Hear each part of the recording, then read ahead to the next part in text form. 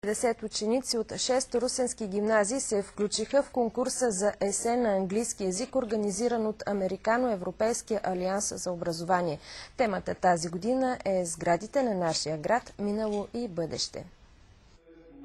От Алианса за поредна година организира такъв конкурс за есе.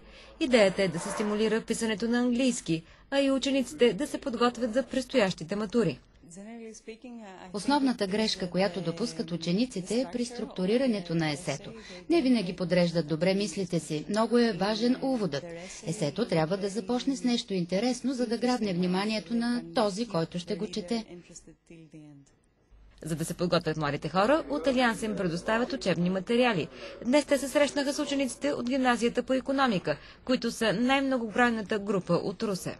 Мен лично ми хареса тема, защото аз мисля да продължа с английски и да можем да отида в колеж извън страната и долу-горе се запознах с какво трябва да се сблъскам. Повече от 350 ученици от цялата страна са се включили в конкурса. Резултатите ще станат ясни през април. 10 най-добре представили се ще се явят на финалния кръг. Голямата награда е лаптоп.